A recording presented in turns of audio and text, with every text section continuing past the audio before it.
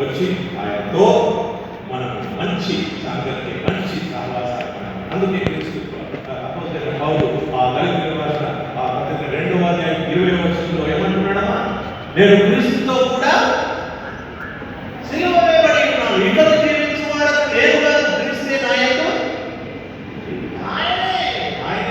అంటే మన లోక పాత ఏదైనా ఆయనతో మనం సమాధి చేయబడిన వారు కూడా మనం ఉంటే తప్ప ఆ నూతనత్వంలోకి మనం రాలేదు. ఇది దేవుడు మనకు ఆశిస్తున్నాడు. అంతేగాని మనం ఏమి తొందరపెట్టడం లేదు, బెదిరించడం లేదు.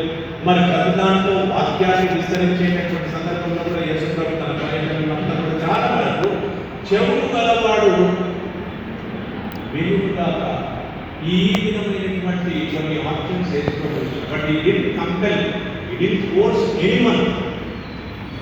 ఎక్కడ కూడా మనల్ని మనం ప్రభుత్వం మరి మంచి మనసు ఆయనతో మరి సత్సంబంధాలు కలిగి ఉండటం దైవ కృప మరి ఆశిస్తున్నట్టుగా తన బిడ్డలైనటువంటి మనం పదార్థాలు ప్రభు అమ్మ దేవుడు మీరు మనం మాట్లాడినటువంటి విషయాన్ని మనం అనుసరిస్తున్నాం. మరి బలపరితమైనటువంటి జీవితం మాలో ఉండాలి.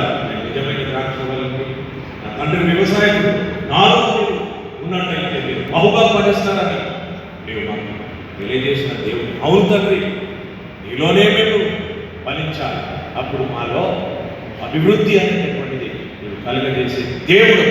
కాబట్టి మమ్మల్ని మేము మరి మీ చిత్తానికి మరి వినయంతో మరి సమర్పించుకుంది మీ యొక్క చిత్తాన్ని మేము ఈ లోకంలో మరి సంపూర్ణంగా జరిగించే బిడ్డలుగా నీవు నడిపించి ఆశీర్వదించు. యేసునామములో నేను వేడుకొంచుచున్నాను స్వామి. ఆమేన్.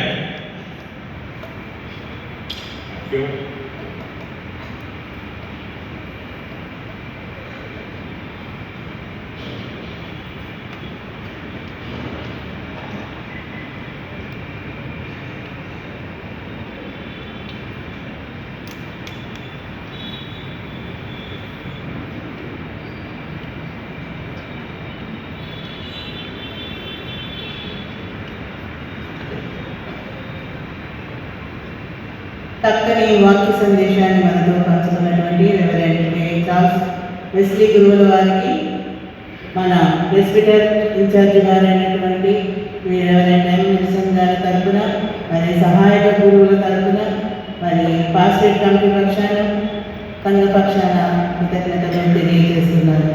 ఇప్పుడు మనము విశ్వాసంలో దృఢపరుచుకుందాము. మరి మనల్ని విశ్వాసంలో శ్రీమతి మీడియా స్వామి గారు నడిపిస్తారు. ఆనందించి వారి కీర్తనలలో నీవు ప్రసన్నుడవై ఉంటివి. ఓ ప్రభువా, నీ వాగ్దానములను నెరవేర్చు.